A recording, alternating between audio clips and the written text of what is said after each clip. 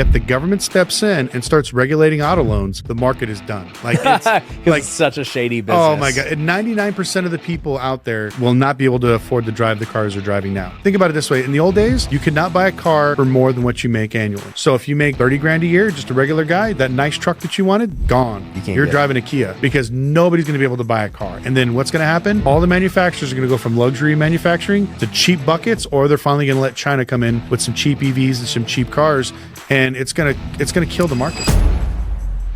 What's up, well builders? Today I got a repeat guest. It's been a while since talking to him, but we're going to learn everything about the car market, some cool things he's got going on. We flipped cars together. It's been awesome. I got Lucky Lopez. What's up? Appreciate it. Third time in a row, brother. I'm glad to be here. I know. It's been a while. Lots changed. You invited me to your 16,000 square foot creator compound here in Vegas. And so I want to hear about that deal because you said it's like a foreclosure and like some weird stuff. So we'll get on the real estate side later. But man, you know, the car market's very different today. Yeah, I remember when we talked, people were being nuts paying $100 grand over a Hummer, and we talked about buying the Cybertruck. Don't buy a lot of these EVs overpriced. You know, I bought both those. Well, you bought the Cybertruck at MSRP, right? Yeah, and I flipped it. Okay, good. Yeah, I made like 12 grand. Okay, at least you're one of the few people that did it. But yeah, it's like the market did a complete 180, and it was so funny. It happened so fast. I thought people would be happy, but now people are still crying that even though you could buy a new car literally under MSRP, people are still upset that the MSRP is still too much. For the Cybertruck? For all these new cars. Oh. I thought that, okay, this was going to be the time where people would be excited because you can go to a Ford, Honda, Toyota, Chevy dealer. And get the car you want. Yeah, and you get the car you want without paying 30 grand over. And people are still upset. Oh, I can't afford it. And I mean, since we talked, insurance has almost doubled. I don't know if your insurance has, but mine has. Wow. No accidents, nothing else. My went from like $220 a month to $1,100 a month. Really? It was insane. I got to check my insurance. I literally have never looked at my insurance in years. Oh yeah, I guarantee you, like it's crazy. I thought, okay, I'm moving, like even when I moved to this other area, I'm further away from the strip. I thought my rates would go down. They went up like $200 a month. So well, because you got a compound. Yeah, well, I figured it's now the cars are hidden, so they'll feel a little bit safer. But yeah, it kind of blew me away how fast the market changed. And I figured the sentiment of most retail buyers would be excited, but it's the exact opposite. People are just so sick and tired. So for a while there, I thought my channel was going to kind of fizzle out because, car prices are down, things are back to normal, and people are still just super upset they can't buy the cars they want because, interest rates are high and insurance is high. So it's still their payment is still crazy. Yeah, exactly. So it's been a definitely funny ride. Yeah. What's funny about your ride and our ride together is I remember we met maybe early 2021 and you came to my office. I think you had like 10,000 subscribers. I maybe had like 80 or something like that. And you were just like, dude, I'm doing this YouTube thing. I'm taking it serious. There's not many guys that are doing it serious here in Vegas. And, it's just cool to see like the amount of confidence you had in your belief in that you could be a creator. And now you got over 500,000 subs and you've done a lot of great things. And now you're hosting these parties here in Vegas for creators. And like, I just want people to know you've always been about it. Yeah. Far more than me. Yeah. Well, no, I mean, like, that's why I think I felt a kinship to you. That's why I'm always trying to get you to come out to our parties because, we started with the same thing in mind. We knew that we were good at what we were doing, our craft, but in business. Yeah. In business. How do we get better? How do we reach more people? And we knew the power of social media. Yeah. Where a lot of people were creators first and then kind of became business owners, where we were actually business owners first that just happened to become creators. And so that's why when I talk about business, that's what a lot of times I want you in the room, because some of these guys look at me like, why would you put all this extra headache into making this or starting this? And I'm like, what are you talking about? Like, YouTube could die tomorrow. What are you going to do for your income? And nobody has an answer. And that's why I wanted you to be like, example. Hey, idiot. Yeah. Like, this is what we have to do. Yeah. Like, chime in, like, hey, share some things. So I do miss you at the parties. Hopefully you can come to the next one. All right. I'm gonna come now that I didn't know you're getting ganged up on by these creators who don't know how to run a business. I'm gonna get them. I think that's too. They need creative ideas because, when you hang out with other people that are actual real like business owners and entrepreneurs, you get so many ideas and you learn so much from other people. And I always like tell people, your circle is your net worth, and like you're just a hive mind. You talk to other people, you learn things. And that's why we have our groups in YouTube where we can share this content, but I'm thinking about adding a few business people every now and then to like kind of stir up the group to bring more, I guess, business thinking to the group, because there's a lot of really smart people and a lot of capital there and they're just not really doing anything. Yeah. And I think that there's two types of people, and I don't want to talk all about creators, but Yeah. you know, you got these people who are really good creators and bad business people, but they make money. And then you got really good business people who are bad creators and they make money. They both need each other. Yeah, exactly. Yeah. So anyways, but yeah, like the car market, it's interesting, right? Because I mentioned that I bought a Hummer and a Cybertruck. I've had every car you can imagine at this point. Like I've always reached out to you about it. I'm like, yeah, the Porsche Taycan. And dude, you know, when we first made that Turo video together and the car flipping video, I was really looking for the car I wanted. And so I ended up with the Taycan, and thankfully I didn't pay over MSRP like everyone did. I got it 40 grand under, but still, you know, I recently sold it like 3 years later. You know, I paid 160. The MSRP was 200, and in less than 3 years, I had to sell it for like 75. Yeah. Well, at least you bought it for that. Most people paid 220. Yeah, 60K over MSRP, which was absolutely insane. Yeah. But now that you've had a chance to kind of drive all these different EVs, what do you think is the best one in your opinion, as far as like something you would drive every day? I've bought 3 Model X's. So you know my journey. I had a Model X. I'm like, okay. I had the one before the Plaid. I'm like, it's kind of whatever. It's kind of cheap, whatever. So then I buy, I don't even remember. I bought the Porsche Taycan, I think. And then I bought an Escalade for my wife. And then I bought a Rivian and I flipped it for 25 grand. Then I bought another Model X, I think. And I got a Plaid and I actually really loved it. And then I got in a wreck. I totaled it. It wasn't my fault. Somebody literally ran a red light and crushed us. It was scary, dude.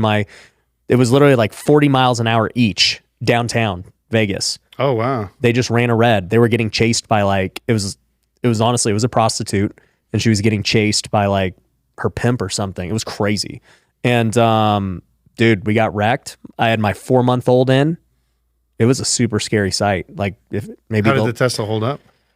Well, maybe they'll B-roll over this. The Tesla, I mean, was totally destroyed. Like it was totaled. And but we literally got out of it unscathed.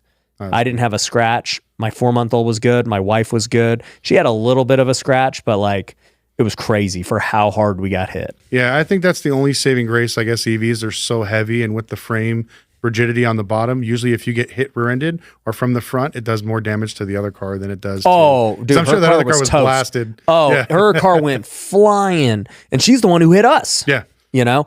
So anyways, we you know, I got scared after that because I was like, dude, I need a tank. So I bought a Hummer because I'd just been in this big accident. Yeah. And so I bought a Hummer, and I had it for like, I don't know, 3-4 months. And I didn't like it because it was just so big, so bulky. It's hard to park. Yeah. And I missed the Tesla. So I sold the Hummer and bought another one. Wow.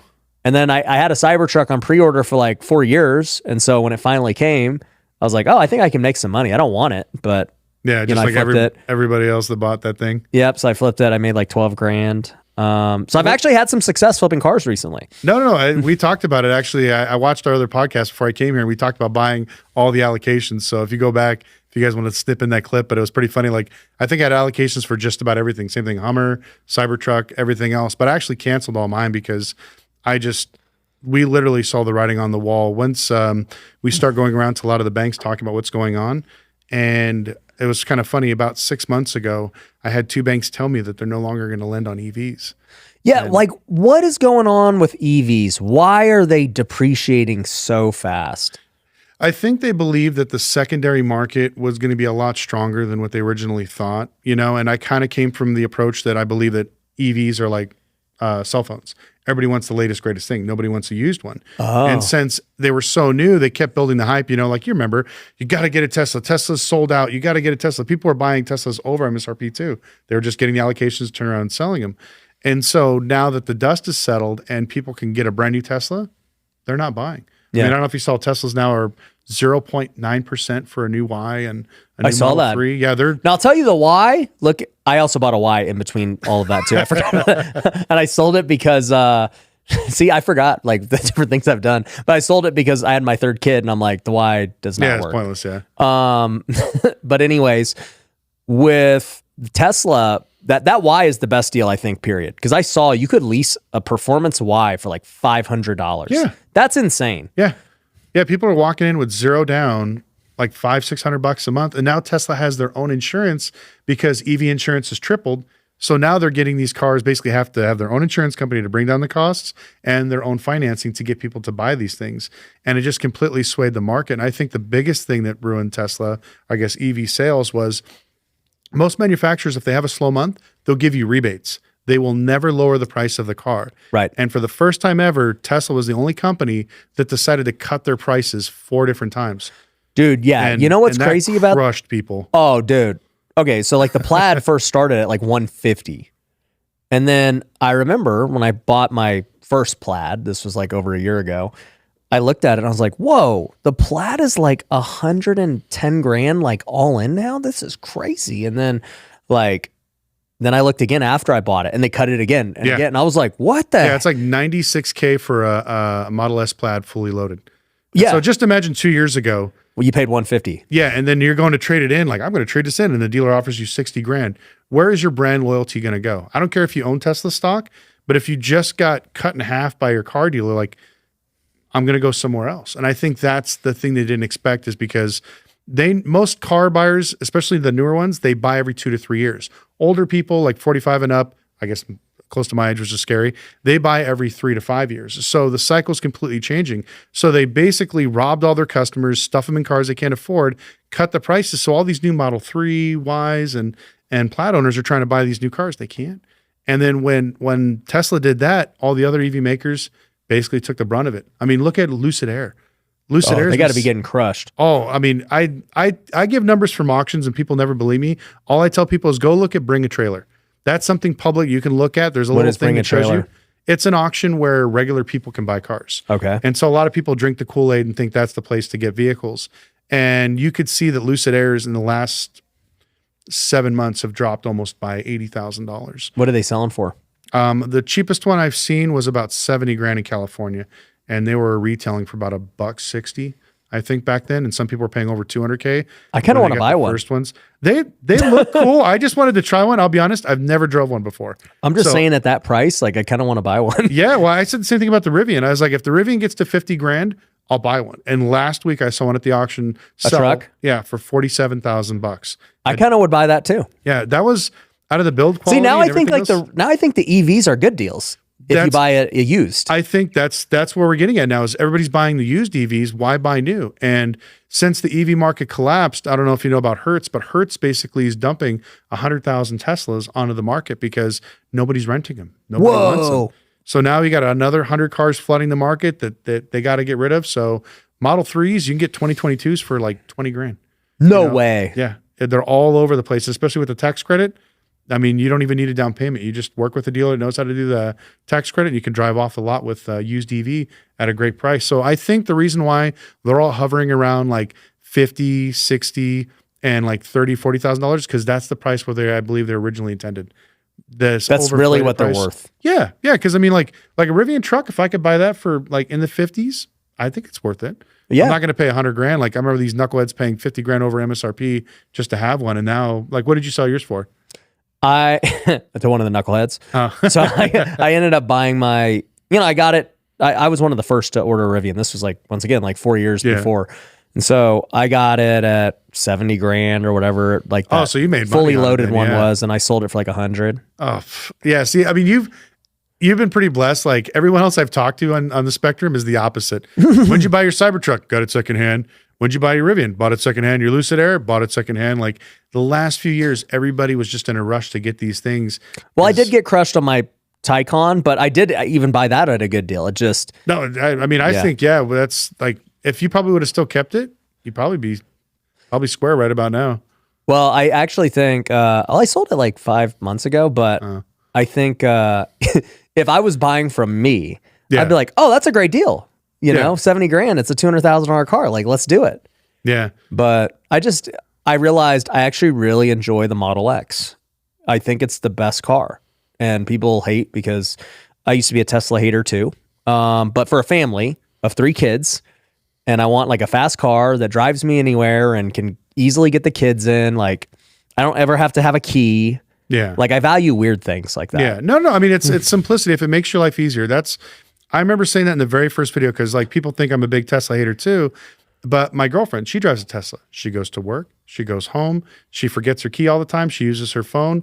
And you said she's Filipino, right? Yeah. So that's why. Yeah. And so she's just like, she's like, I just want a very simplistic, easy to do car. She doesn't want to fill up on gas. She wants to come home, charge it, and done. It's perfect for people like that. Yeah. It actually makes your life much simpler to have an EV car you just plug in when you get home. I love it. But my life is so chaotic. It's like, I got to have a gas car. And so even me, like during the fallout, I actually drank my own Kool-Aid. I told people I'm selling all my cars just because I believe that the market was going to fall. And everybody thought I was joking. And I sold pretty much all my toys. And now I have it's a 6x6 Mercedes I'm building. That's the only like crazy toy that I have. What's your daily? My daily is actually, you're going to laugh. I have that. Did you see my smart car, my Instagram? No. Oh, I have a lifted smart car that I put a turbo on, and it's absolutely insane. I drive around and it's wrapped up like Mario Kart. So it's got turtle shells and stuff on the back. I do it just to make people laugh. People think I'm joking, but I literally drive that thing around. I thought you were going to tell me you're driving like a, what do they call the Honda Civics? Like rice cookers or something? Oh, the ricers. No, I do. I do have a few ricers. I got, I'm building right now, which you're going to laugh at this. And you have to come to SEMA this year too, because I'm going to be one of the featured creators there. But I'm building I bought a 2022 Tesla Model 3, and we're actually cutting it in half. We're making it a 2-door. So the joke is I want to build a Tesla Roadster before Elon. And after I cut it into 2 doors, I'm actually going to put a 2JZ in it, which is from a Supra. I'm actually going to make this a drift car. So I'm going to have a gas-powered turbo drift car that's a Tesla. It's going to look sick, but my goal is to drive it around, have a little fun here in Vegas, and then take it to SEMA and unveil it. And I think it's going to kind of blow the internet, especially my logo. How much are you going to pay to do all that?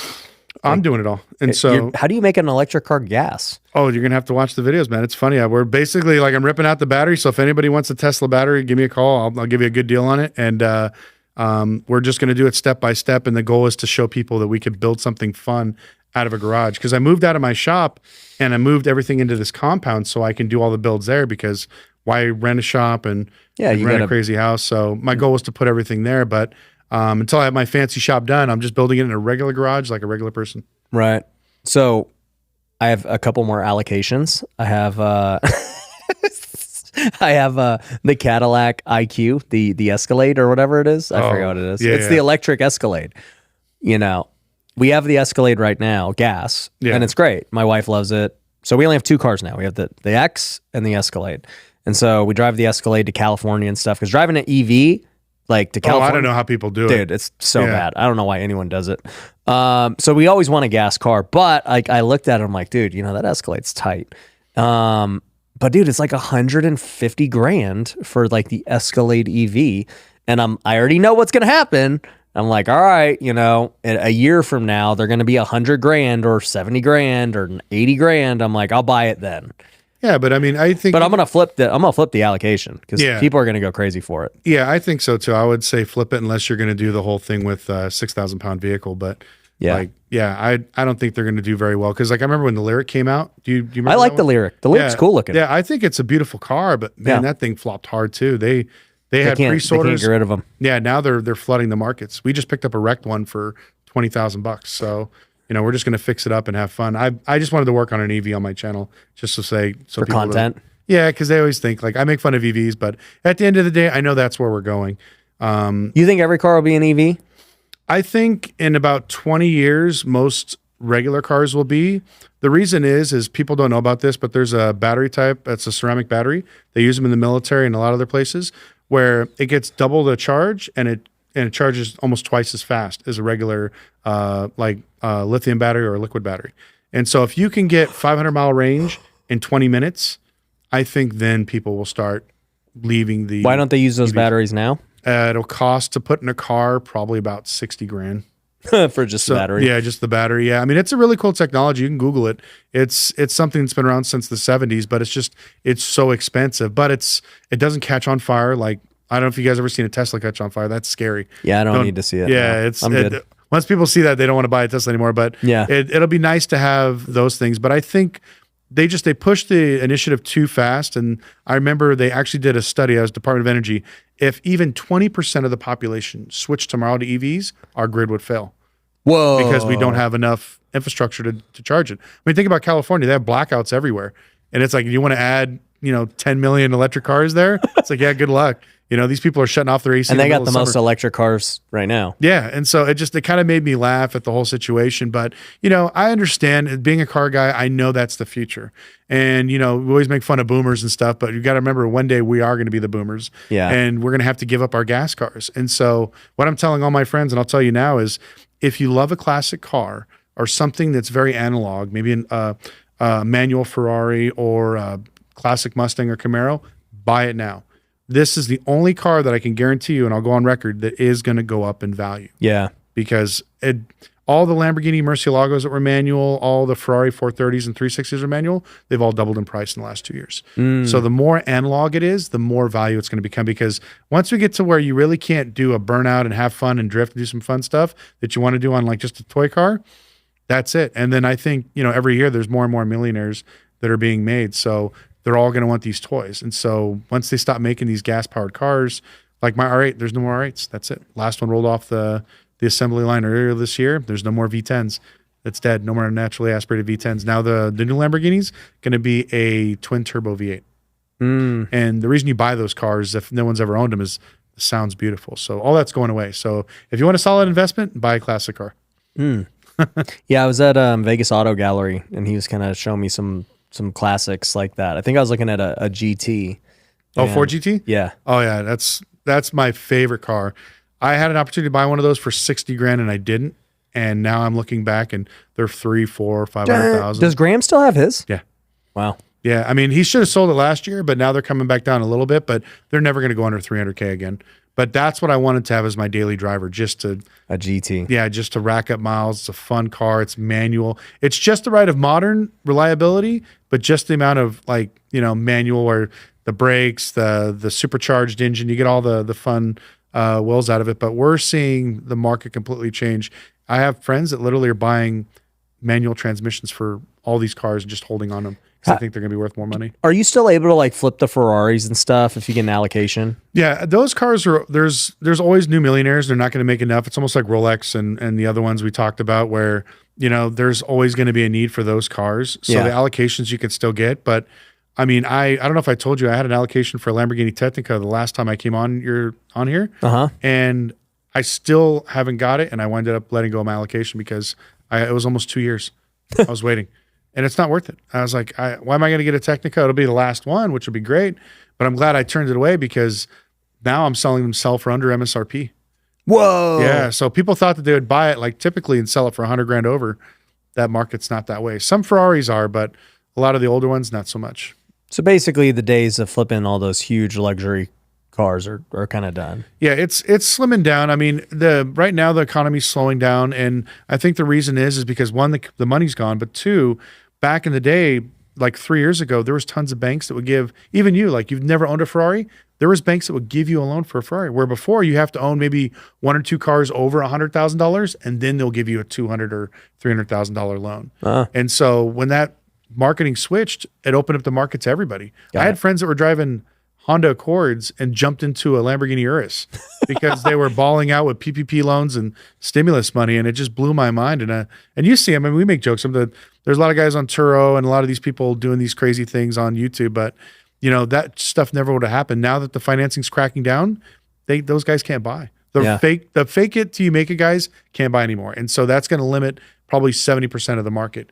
And so only the cash buyers, the real people that could really afford it, are the ones that are going to buy it. And then we're going to scrutinize every deal. Like you're not going to want to overpay for a car. You're going to want to get it back a book or at least cheaper. Same thing with me.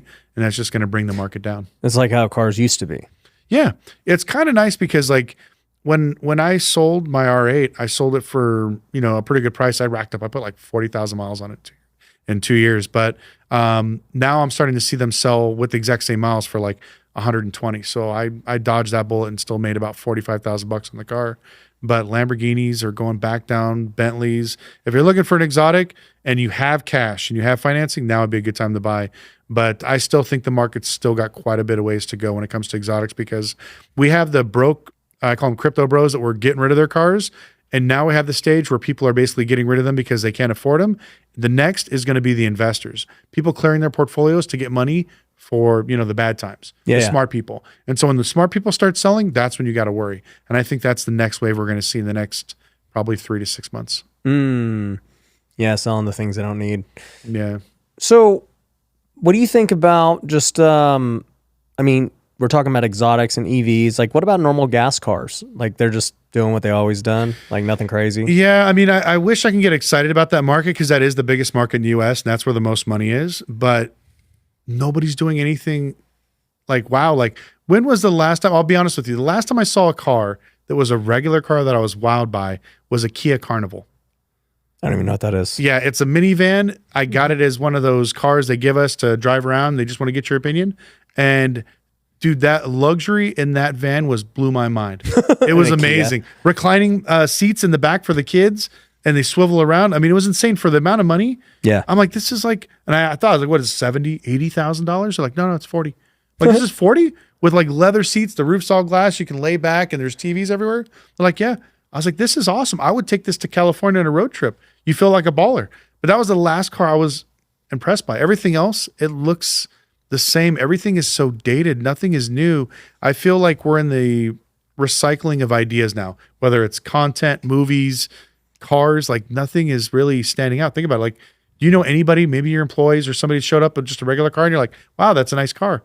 They all look the same. Yeah. Like nothing sticks out anymore. When I see a Hyundai and a Honda drive by, I used to be able to tell a mile away which one was which. Now they literally look the same. And it just kind of bums me out. Man, that's life. You know, I think it's also, though, that those cars that were really bad did a good job of, you know, getting modern and, you know, like Hyundai and Kia. Those used to be the literal two worst brands. Yeah. And now there's like, they do have some problems, but I think on JD Powers, they're like the 3rd or 4th most reliable. I was shocked when I saw Honda and Toyota fall out of the top spots. Yeah. Like, people still believe the hype about Hondas, but Hondas have more recalls and more TSBs, which are Tesla Service Bulletins, than Ford, Chevy, Toyota, all of them. Wow. Yeah. So it's like, it's crazy. They put a turbo on their car because they wanted to make it smaller, better on gas, and they've just been having nothing but problems. They got away from what made them reliable because they tried to add some performance, which an Accord is not a performance car. Yeah. And it's like, it's kind of funny. They're all kind of tipping that line of like, you know, let's get some performance, add some stuff. And the crazy thing I thought was, one of my friends told me they no longer have a full leather option on a Honda Accord. So if, you know, some people love Honda Accords and they just want to buy them all nice leather. And so he's got a brand new one, but half his door panels are leather, the other half is plastic. And he's like, yeah, he goes, they don't have full leather anymore. So I thought that was kind of a weird option. Like, why wouldn't you want to have that? Because if customers willing to spend the money, do it. But so now he's going to take it to an upholstery guy to get it all leather because he hates looking at the cheap plastic in his car and it rattles. I don't know, brand new 2025 Honda Accord. Wow. Yeah. That's crazy. You know, whenever I look at Honda Accords and Camrys and everything else, and then I look at, for example, the used price of a Model 3, I'm like, why would you not buy the Model 3? Yeah, I mean, now it makes more sense to actually buy that. If you're just driving from A to B, that's a great deal for the money. It's faster, the tech's better. Yeah. Neither are luxurious, so it's like you're obviously not buying for that. Yeah. Yeah, I mean, I think the only fight would be probably your insurance, depending on what insurance company you have. The Tesla sometimes will be almost a little bit, will probably be double than compared to what the Honda Accord is.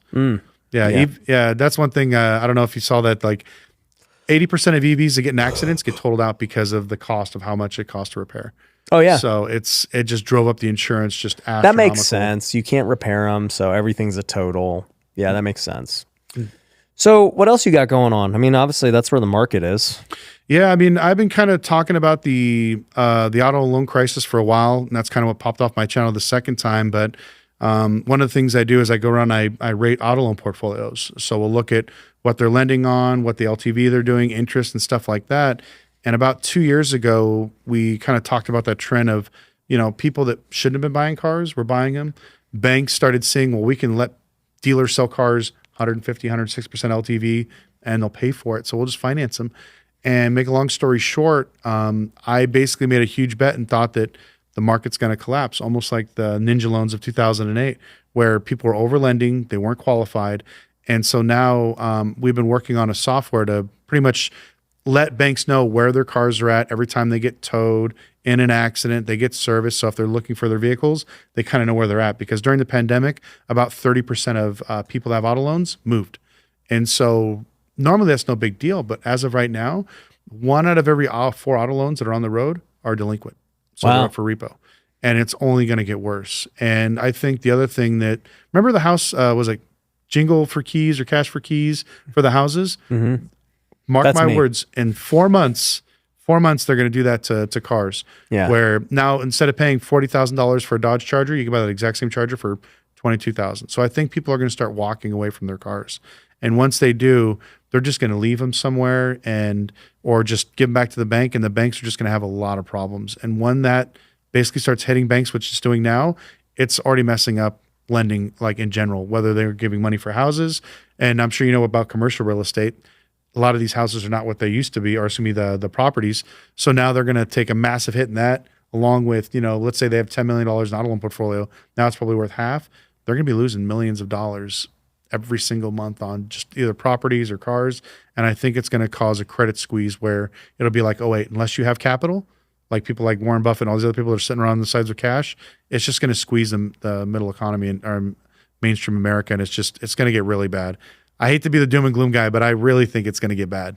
No matter who gets elected. If one person gets elected, we'll know sooner. But if the other one, they're just going to kick the can down the road. Because I called this almost 8 months ago, thinking that it would already been exposed. But I feel like they're just pushing it down the road, kicking the can down the road, because now I'm getting calls from like news outlets coming back in like, hey, you talked about this 2 years ago. Can you come back on and talk about it? Because we're starting to see it now. Barron's is talking about it. Forbes, Wall Street Journal, all these people are starting to see like, oh, delinquencies are rising and it's bad.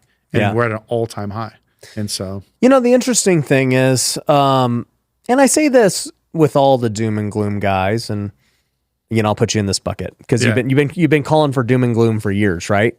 And now it's finally happening. Okay. What I always say with doom and gloom is that, of course, like something is going to go bad at some point. It's inevitable. That's just what cycles are. Yeah. The question is, what are you going to do in the meantime? Because everybody's got to make money some way, somehow. So, I mean, if we're talking just, are you going to buy a car or not? It's like, well, you still got to buy a car. It's not like you can't not buy a car. Yeah. If it's a need, get it. If it's a want, not so much. Exactly. But that should just be general money advice regardless. Yeah. But here's the problem we're having now is, that holds true. Like most times I would say banks wouldn't care. They would just outspend or outlend their negative paper, outrun their bad debt is what we call it. Yeah. But what happened is last year, banks pulled their purse strings. They stopped lending. Those crazy dollar amounts that people were getting, they stopped. And so now what's happening are banks are basically left with really bad auto loan portfolio. And the way it works is if your portfolio is not working well or performing, they get charged a fee. So let's say they get their money from the Fed or an investment firm or somebody, they're going to charge them more interest and they're going to charge them more penalties if their current portfolio is not performing, or they may not give that bank another round of funding for this quarter until they get their books in order. And that's what's happening. We're starting to see banks kind of collapse. And then typically we see banks always selling portfolio to different banks. This is what they do. It's like a shell game. I need to spend some money. I need to get some stuff off my books. They're always doing that. This is the first time I've ever seen it where all the banks I deal with, nobody's buying auto loan portfolio. They don't want nobody else's headache. And so now the people that are in trouble that need to get rid of some of their bad debt so they can get new money to get new loans can't get it. The other banks refuse to do any type of loans. They're just holding tight to see where the market goes. And that's one of the things, like the banks don't want to lend on EVs because of the massive depreciation. They're scared. And so I would normally say, it's not that big of a deal, but now they're not lending. This is just getting bigger every single month. And that's why I'm really worried, because I just see them like, oh wait, like unless you have amazing credit and a big down payment, they don't want to talk to you. And the American consumer is so, I talked to a guy yesterday. He has 2 repos on his credit, and he's telling me he will not take anything under a 2022 vehicle. It's got to be newer, and he wants single digit interest. And I just like scratch my head. I'm like, you can't get it. Like, and that's the way the most average consumers think. I want the newest, latest thing. I want to pay low interest, and I just got my car repo, but that's okay. I deserve it. And man, I just remember in 2008 when everything fell apart, I had friends that were driving Bentleys that I was selling $5,000 cash cars to because they lost everything. And so I don't think we'll get there because there's enough money on the sidelines. But I think when it comes to lending, the credit crunch is what's going to scare everybody. Yeah. No, I'm with you on that. I mean, there's been a credit crunch and a capital crunch for years. And, I'm not obviously in the auto industry, I'm in the real estate space, but But it affects you. I mean, the more I see commercial real estate, it feels like it's going hand in hand with auto loans. Because I remember, like we talked about before, people were out there spending money, buying stuff. But like, how do you see the market in your realm? Do you see people still spending, or are you seeing banks kind of pull back? well, here's what I see is the last 2 years of real estate have been really hard because of interest rates. At the end of the day, they still lent. It's not like the lending regulations changed. It was just rates. And so on single family side, real estate just became more unaffordable because it's like, oh man, I used to be able to afford a $500,000 house. Now I can only afford $350 for the same mortgage, right? And so that causes a problem because people they just can afford less. Yeah. With commercial, it's different. That's a totally different market, and I'm in both, so I know. And it's like commercial got hit even harder because now like it's based on NOI, and so when your rates are higher, NOI is less, and so people are willing to pay significantly Really less. Yeah. So commercial's gotten crushed. Been the toughest time to do commercial in the last 15 years. Okay. It's funny. You just brought up a really good point, and I totally forgot about this.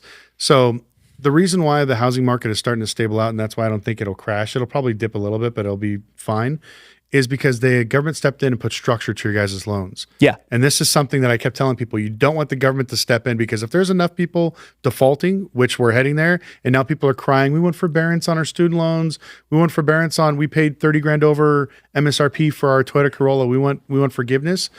If the government steps in and starts regulating auto loans, the market is done. Like it's it's such a shady business. Oh my God. And 99% of the people out there will not be able to afford to drive the cars they're driving now. Because like, think about it this way. In the old days, you could not buy a car for more than what you make annually. So if you make 30 grand a year, just a regular guy, that nice truck that you wanted, gone. You're driving a Kia, and like the bottom end Kia, not even By the way, that's how it should be. Yeah, it's true. It's like, that's the way it should be. And everybody keeps saying, we want the government to step in like they did with houses. I'm like, no, you don't. Because nobody's going to be able to buy a car. And then what's going to happen?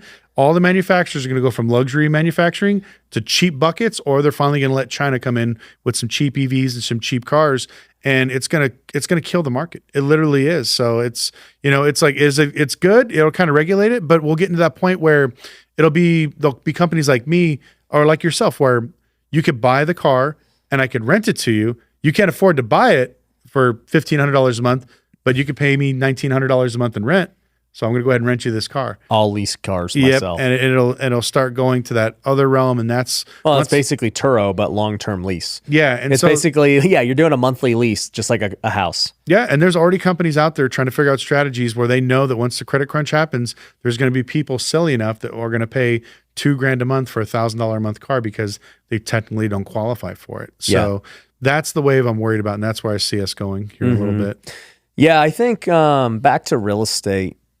I think interest rates play a much bigger role in real estate than they do in cars. I mean, obviously they affect cars, but real estate is really heavily influenced by it. We still have really low foreclosure and default rates. Now, commercial is in a much worse spot than single family. I do think that single family, like here in Vegas, is going up. Yeah. And has been. And we're back to our peak. We're actually at the highest peak ever. And I wouldn't even say the market's good.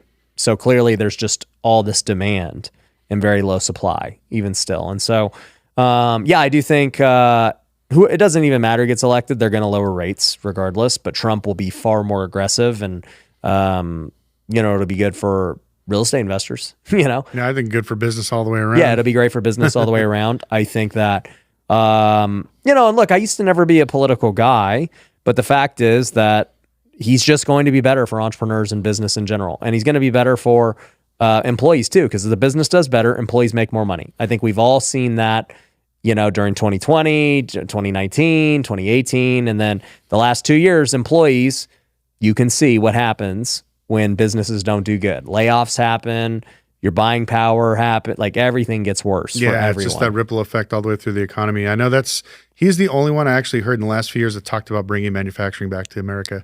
He knew. That's the only, if we built even half the amount of stuff that we buy, everybody would have a job. The economy would be fine. I mean, I'm a real big component of that because one one of the reasons why Tesla is probably, well, there's only two EV manufacturers that are actually profitable. It's Tesla and BYD. And the reason is because they make 90% of their parts in-house. Well, excuse me, Tesla makes 70%. The other one makes 90%.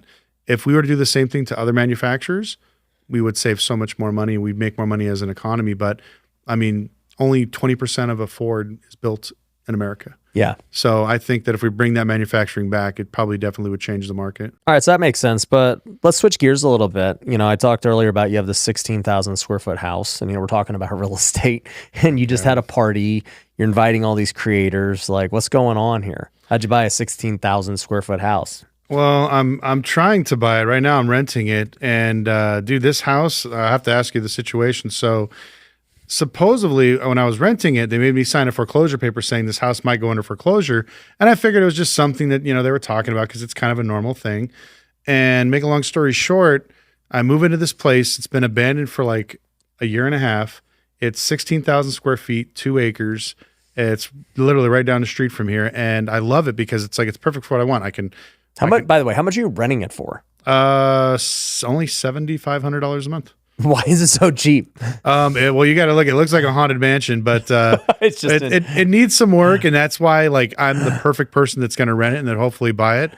And so if he's watching this and getting upset, but I moved in, bro, no AC, no hot water. It's on a well, so the water's like dirt. And this brown. dude, it seems like he don't even own it.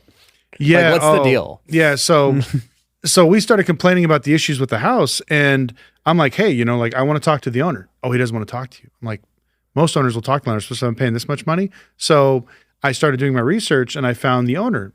This guy named, I won't say his real name, but let's just say it's Mr. Bob Smith. So I talked to the neighbors, and they gave me Bob Smith's number. And I talked to Bob, and I was like, what's going on? And he's like, I don't know.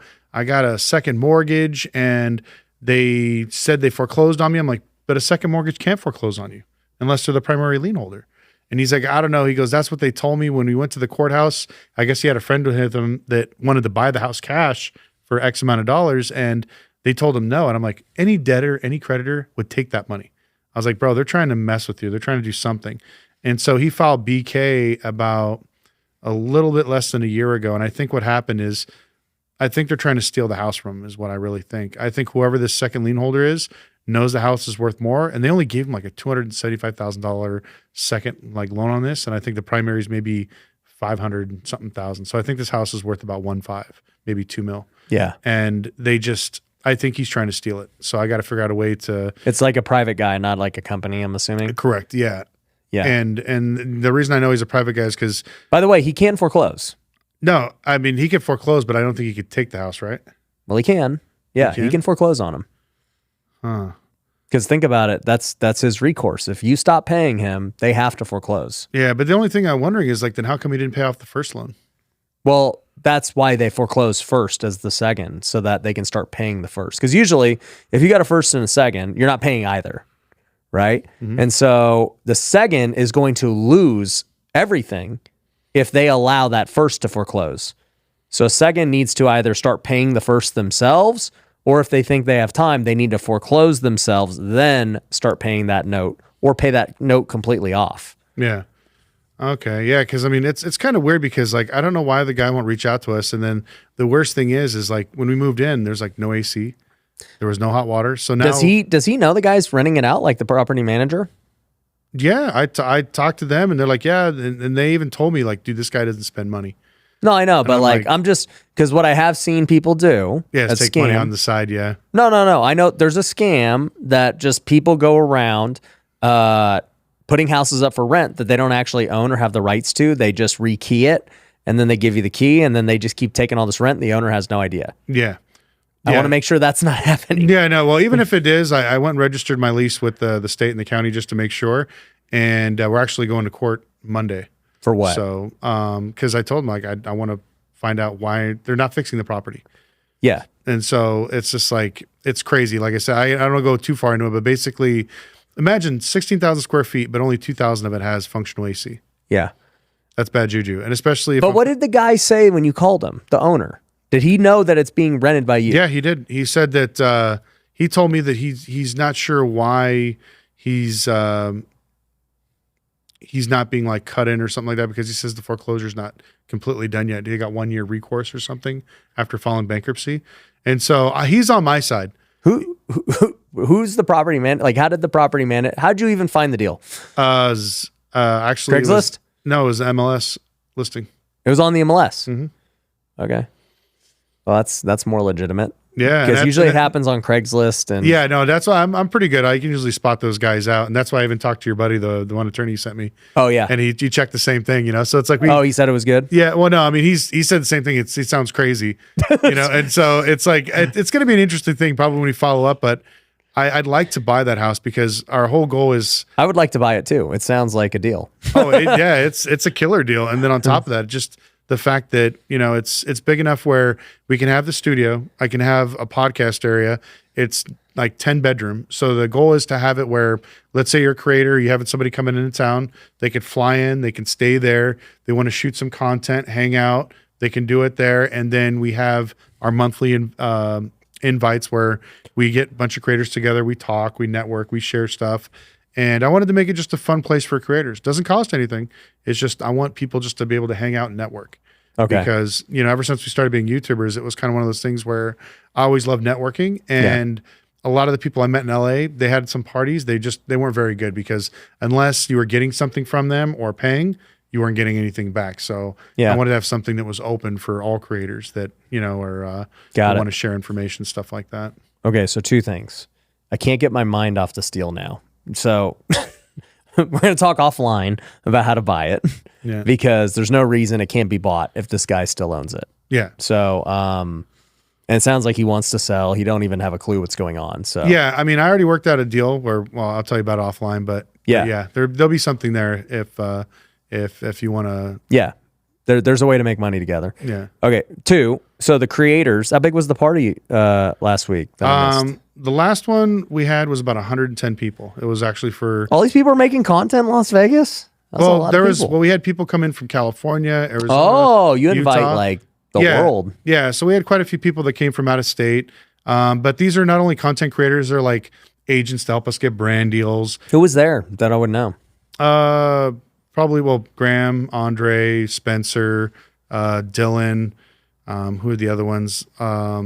Oh my God, I forgot a lot of the girls' names. There's a lot of other creators, and and it's all kinds of creators. It's YouTubers, Instagram, TikTok. We even have like 1 or 2 OnlyFans people that come into the group. It's kind of funny. So it's like a very nice, diverse They're creators group. too. Yeah, well, some of them, their systems are amazing. You think we have a system? Bro, they have a system that like, it puts ours to shame. Like everything's automated, pictures, scripts, even AI chatbots talking back to their fans.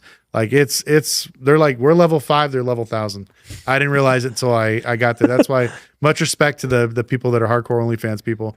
But and then we had videographers. Some of your guys were there. And so it's like we wanted to have, you know, enough talented people where like if they had a question, they come ask you. Did you do like a Q&A thing or how'd you run it? No, it's, you know, I go the old traditional way. It's cocktails, yeah. Cocktails get people loosened up. A lot of these people are introverted, so unless why are these creators so weird? It's so funny. The first few creator parties we had, we call them Taco Tuesdays. It was super awkward. It was like 5 groups of people, on opposite sides of the house staring at each other. But, you know, it's one of those jokes like a high school party. Yeah, alcohol is like a lubricant that just brings people together, good food. And I think the fact that they all, even if they're completely different, like we're all different genres. I'm the only car guy in our group, besides Houston, which he didn't show up. He promised me he's going to show up. I got to hit him up. Yeah, they all have like that one thing in common about making content, their love for it, you know? And I'll be honest with you, I've learned quite a bit from, like, I think, what was it? The one girl that makes TikToks, she showed us all these crazy filters that are like for nothing, that are just awesome. And I'm like, where did you get this? Oh, it's this. And I learned so much from so many random people. That's why I love it. And so I'm hoping to level up my content because I really do want to get to 1 million before the end of next year. My goal is to be 1 million before this year, but I don't think it's going to happen. I thought I'd had one viral video. You never know. Yeah, well, that's my SEMA build. I'm hoping the SEMA build will put me over it. But yeah, that was the point, was just to get a lot of cool people together. And eventually we're going to have the Creator Connection is going to be one big event. I already got okays for it. What is that? It's going to be next year in March. It's going to be about 5,000 creators, and it doesn't cost any creator $1. I have sponsors paying for everything. And it's going to be either Resort World or Fontainebleau. Whoever's going to, you know, basically help me on the best deal. but I want people to come, creators of all kinds. There's a requirement. You got to have 100,000 subs and above. You got to be an actual, like a real legit channel. And it's just so people can network with other people, learn about the business. We'll have accountants. That's when maybe if you want to come, if you're an accounting company, people to get more legit about the business, because we're seeing way too many people get taken advantage of. You know, these kids running the $2-3 million, they get excited. And now there's people out there. You remember like a 360 deal and music deals? Have you ever heard of that? Well, they get to own, like the label owns it all. Yeah, basically they sell their souls, and that's what these kids are doing. I could drive a Lambo and live in a mansion. Yeah, just sign right here. And they pump a little bit of content out. The guys make all their money, and at the end of the month, they're like, "Oh man, I got 10 million views." You know, after they paid their Lambo, their fees, and everything else, they're left with like $20. And so we had a few of them that left their compounds and came to Vegas, and they're just like, you know, got 5 million subs, and they're driving a 2000 Toyota Corolla because they can't afford anything else, because without their that company, they're doomed. So we just want to share more of that before. And I think the creator economy is going to be changing. I think there's going to be a lot more regular people or people like us and a lot less Mr. Beast. So people around the 100 to 200,000 range, and a lot less people that are like 18, 20, you know, 200 million, stuff like that. I think they're going to go to more diverse economy. They want to have more creators focused on that, because I've noticed that the algorithm is pushing more new creators more than ever. And Really? they actually said that, yeah, the next party, we're actually going to have a YouTube guy there, and he's going to talk a little bit about what they're doing. And so it's fairly interesting. From what I talked to them about, is they want to have a more, almost like imagine a middle class like America, you know, have more of the middle class, which brings up everybody. You know, the rising tide lifts all ships. And so instead of having 1 or 2 mega creators with that same amount of money, they can maybe fund 10,000, 100,000 creators. They can make it a full-time job. And now there's even more diverse content out there. It's better for YouTube. Yeah, 100%.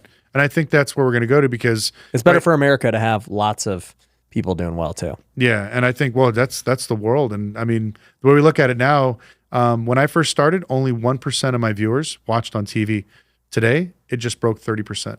Really? So now 30% of the people that watch my channel watch it on TV. It's I've interesting. never actually looked. You got to look at it. But Does you it show on the app, or you got to be on desktop? You can show in the app, but to filter it, look at when you first started till today. It blew my mind, because I even thought about it. And even now today, when I was sitting there talking to my girlfriend, she watches a lot of the YouTube. She watches it on TV. Her mom watches it on TV. My mom watches it on TV. I mean, truthfully, I watch most YouTube on TV while I'm working out. Yeah. So, but that's the only time I really watch YouTube. Yeah, I mean, it's like, you know, I heard people same thing. Oh, I only put on my podcasts, or when I put on music, or when it's long form content. And so stuff like this, it's getting more popular. That's why podcasts are booming, is because, like you said, you're out working out. It's all good. Yeah, you put it on, leave it in the background, have some noise. And so it's kind of funny how I think that change of content is going to change it. And now every smart TV, the YouTube app's on the very first page. I don't see where you would watch this, but it says 80% are not subscribed. Subscribe, people. Yeah. 85% is male. Yeah, mine's 92%. But I don't see where you would look for how they view it. It's under, I think, analytics, and it's under people. So instead of like where you look at like people, countries, if you look down, it should be right there under like how they digest your content. It's like a little circle, and it'll show you the percentages. Yeah, it doesn't say on mobile. But just for fun, just like you look at it one day, you're gonna laugh. All right. And because that's something I paid attention to, because I knew eventually that when I thought about it, I canceled since the pandemic. The only streaming service I have is basically Netflix and Prime. I got rid of all the other ones. I was one of those guys that had every one. I think it was like 20 of them. I got rid of them all. Now I only have 2 in YouTube. Yeah, I got YouTube TV, Netflix, Prime, Disney Plus, because I got kids. But yeah, I think that's pretty much. I think we have Hulu too. Actually, I think I have everything. Yeah, because I mean, it's funny. Even my brother with my nephews, when I asked him like, what do they watch? They watch like Disney Plus and stuff. He's like, oh no, something Melon. Coco Melon. Yeah, and all these other ones. Oh, my kids love YouTube. Yeah, it's both Disney and YouTube. Yeah, they're like we just put on YouTube, and then it just sets on the autopilot, and the algorithm is so good that it just keeps spitting them that kid stuff. I do think that YouTube is taking over, like, period, for just all content. Like, people would prefer, because when you think about it, right, like Netflix and Disney still need, like, years to produce a piece of content. You know, it takes a year to go produce a show or a movie or whatever. Whereas YouTube, man, we can just make it on the spot about whatever's trending, whatever's going on, and people enjoy it. They like listening to their favorite people. No, 100%. And think about it this way, like YouTube, one, it's free.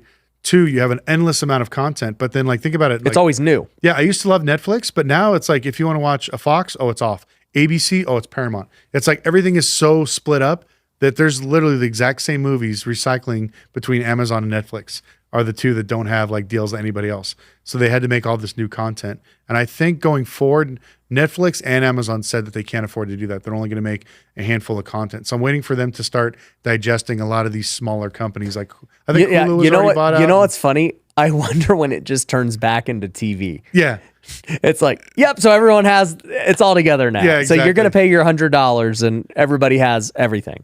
To be honest with you, I think that would probably be the best thing because I know Sony was the only one that didn't sell out, but everybody else has like sold the rights to somebody else or made their own platform. But why not? Yeah, just everybody put it in there. Everyone's getting $100, and then however much they watch your movie, that's the piece of the pie you're going to get. I mean, that's what Spotify does. Yeah, it makes sense. Yeah, you put all the music together, and then it's based on usage. So if you got the good stuff, you'll make more money. Yeah, that makes too much sense. So everybody wants to own. Well, it makes it won't work for everybody because, for example, if Netflix is out here spending all this money and then now all of a sudden they have increased competition because there's all this other stuff, then it's like all of a sudden Netflix doesn't make as much because everybody's watching these other random things. And from Netflix's point of view, it's like, well, we would make more money if we just charge $12 or whatever Netflix charges. And so each business is just going to do whatever, makes them the most. But yeah, from a consumer standpoint, it would be much simpler to just go back to TV, but it's all streaming. 100%. Yeah. Well, maybe one day. Maybe one day. So, that's an interesting take on the creators. And by the way, with the event you mentioned, if you need help throwing an event, let me know. Because obviously we've thrown a ton of events at casinos and everything else. So I know exactly what you need to do. Oh, you'll love mine. We got entertainers, singers, Circus de LA people. Like that's what I'm saying. You have to come to my parties. They're legit. Like how much you did? This is going to cost you $1 million. We raised $150,000. That ain't going to be enough. I'm getting everything else for free. From who? The casinos. You forget, I was born and raised here too. I know a lot of people. I do too. Yeah, so it's like when we do these events, yes, we get the ballroom for free, but there's a food and bev minimum. And so like you're going to have to, that's fine. You're going to cover that. But the main thing that you're not going to get for free is AV and all this other stuff. It's included where I'm going. With what? Nightclubs. The nightclubs at Fountain Blue and these guys? You're going to fit 5,000 people in that? Yeah. Well, the goal is we want to have it separated into segments. So the inside of there, I want to have no more than about 1,500 to 2,000 people. Everything else is going to be kind of scattered out. So we have 5,000 people that we're basically going to target. My goal is to be invite only. I want to make it more of a boutique atmosphere. Yeah, I get that. Yeah. Yeah. And then probably whittle it down to about 2,000 to 3,000 people. First event, maybe. I think you're going to need a lot more money, is my point. We had all the way budgeted down. I used to do a lot of events. I know you haven't seen any of mine. I think if you ever come to even my house events, you'll see how well catered and everything else. Like we have food trucks that show up. My bar is ridiculous. You can ask all the guys. Like we have liquor stocked. I have fridges like from 7-Eleven. You just slide open, grab drinks. So, but yeah, I mean, I've been working on this for about 2 years. And so I've been to a lot of events. I went to Creator Class. All the ones like the one in Texas. Why didn't you throw it earlier if you've been thinking about it for all these years? Well, one of the main brands actually I was talking to was thinking about giving me the money to buy the house. So instead of me having one event and dumping 150, 200 grand, why not buy the house and just have monthly events there? And then they're part of it from the start. And you're talking about the house we were talking about earlier. Yeah, correct. Yeah. Got it. And so we were kind of going about that back and forth. But the reason why is in the middle of it too, I was actually going to hold it this year, but I got invited to do a TV show. But unfortunately, they got bought out by Warner Brothers. It was Motor Trend TV. They got bought out. And so it kind of pushed my TV show off by a year. So next year around March, I'm going to renegotiate and see if we can get back into it. But that was like a dream of mine. So I just told everybody, stop. I'm not going to do anything. And so you think you're still going to do TV? Oh, 100%. I mean, I'm not going to make any money, but it's like a dream. It's just one of those things. What would you do? It's almost like you ever seen a TV show Wheeler and Dealers? Have you ever heard of that? No. Basically, I just go around and I buy cars and I fix them and I flip them on TV and show people literally how to do it. There's a lot of these shows that show people how to fix cars and do stuff like that, but not a lot of them that will show you how to like fix them, flip them, and how to do it, like step by step, and how to actually make money. And so I was going to kind of do that as my second phase for YouTube.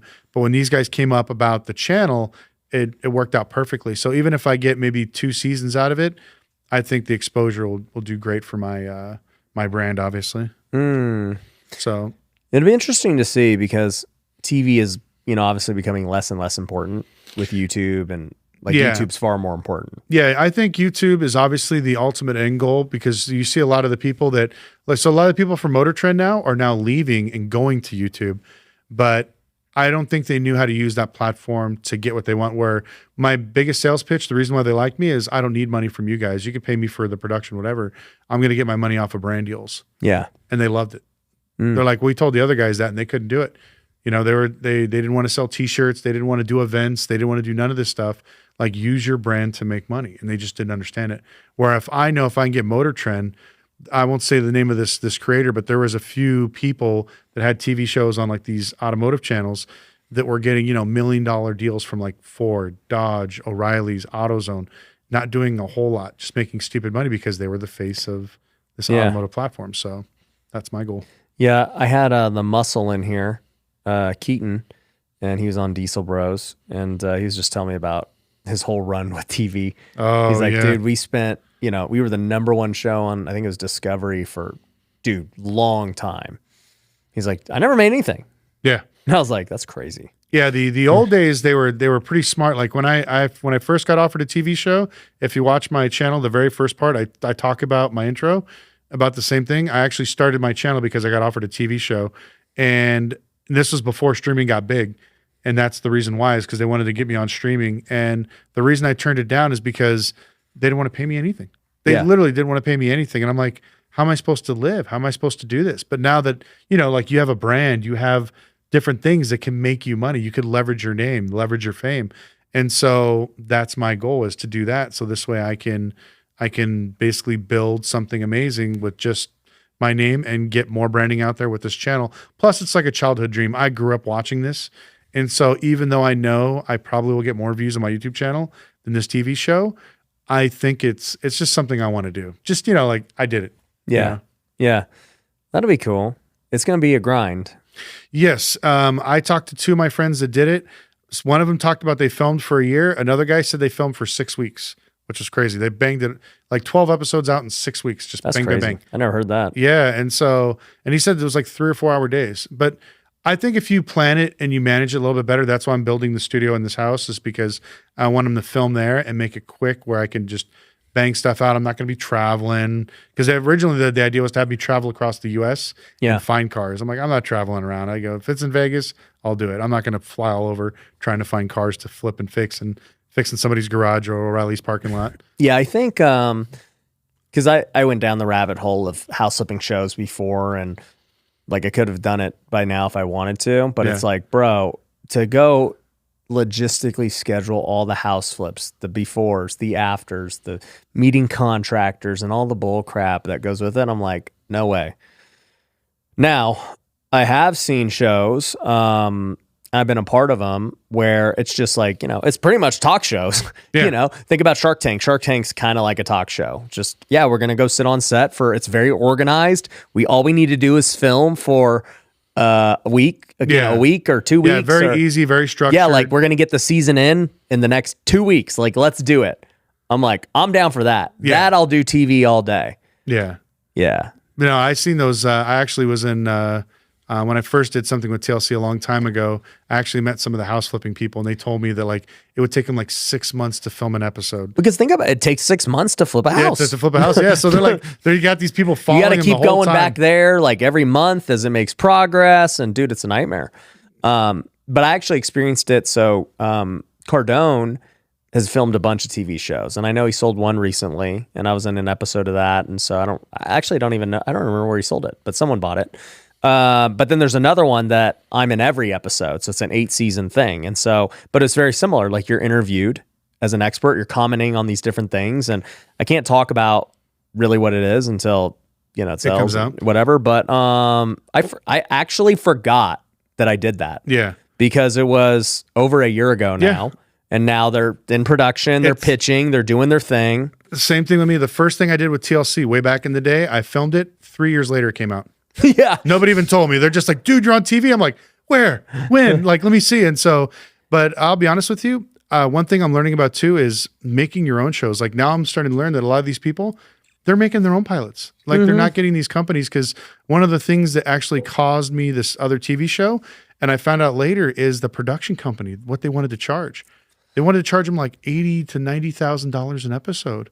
Well, yeah, and basically, and that's what I learned about that industry too, is you got these headhunters that are like reaching out to you, the talent guys, like, oh yeah, we've worked with HGTV, we've worked with this, and blah, blah, blah, and we're going to go pitch you to them. We got a great relationship. Yeah, they're the pimp. Yeah. Yeah. And so that's what I started learning that one real quick. And then I met the production company, and they were even worse. They were like, hey, we need to make like 70 grand an episode.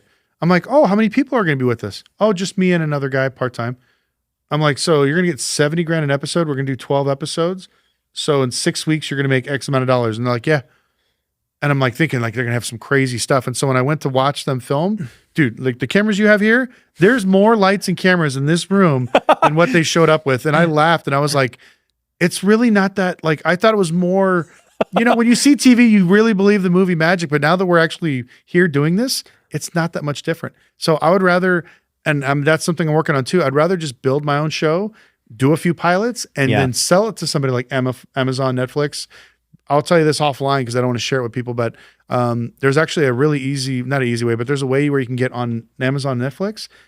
Doesn't cost you anything, but there's a high upside. But it's just like, it blew me away. I'm like, that's all it takes to get your pilot looked at and tested? They're like, yeah. And I was like, wow. And so I think I might go that route if this TV show doesn't go through. Yeah. Yeah. My friend Dave Meltzer has done different things with like Apple TV and stuff like that. And he was explaining to me how it all works and his production budget and how he films and then how they monetize and all these things. I was like, oh, that seems pretty easy. You can film a whole season in like 2 weeks. Yeah. But less than that for the way he's doing, because it's talk show style. Yeah. And I'm like, bro, I do that already for free. Yeah, that's what I'm saying. It's like you look and it's like all these things are all clamoring for new, fresh content. Yeah. And that's when I found out when all the budgets got cut, this is where you're going to be able to sneak into all these places because they want new content, but they don't want to spend any money. Now, the cool thing is once they film your stuff, if as long as it does good, they'll renew you for a second one, and then you'll get paid for the first and the second season. But a lot of people don't want to spend the money. But like with us, we already have everything we need to film. So it's like, it's our daily life anyway. So it's like, we just knock it out, put it out there and see what comes back. Yeah. No, that's a good thing. So you said you got a software, not like, is the plan to sell the software or what's the deal? Oh yeah. So the software, it's called LoanBridge. And basically what it does is we have banks, dealers, and rental car companies input their VIN numbers only. We don't need any personal information. And we track your car all across the United States. We use different data sources basically to collect data. So the biggest thing now is like if you have a car that's up for repo and you don't know where it's at, if it gets ticketed in Georgia, we know it's in Georgia. If it gets impounded in Texas, you'll know about it right away. We usually give notifications within an hour. So we're giving real life or real world notifications within 1 hour to banks, letting them know where their cars are. And there's nothing else out there like it. And this is the thing that's going to kind of change the industry, especially when it comes to impounds, because like if your car gets impounded and I'm the lien holder, and let's say you don't have the money to get it out or you're drunk and you get arrested, that car could stay in there for 2-3 weeks. Now it's $1,200, $1,500 to get out. Right. And so now I got to pay the tow company, pay the lien fees to get my car. And on top of that, if I don't pick it up in exactly 20 days, sometimes I can lose the car. And if that asset's worth $80,000, $100,000, I lose it. And so banks want to be notified right away. So our goal is to give them notification right when it happens. So that gives them more time to call the customer, see if they're getting it out. And if they're not getting it out, they can go get it. And the goal is to hopefully save banks millions of dollars every single month on lost vehicles. People don't realize that the average bank, if you have, let's say, 1 million auto loans, you're losing about 1% a month to accidents, impounds, and just people taking off with your cars, abandoned. Yeah, so you're going to the banks, which is great. You're just B2B, very easy.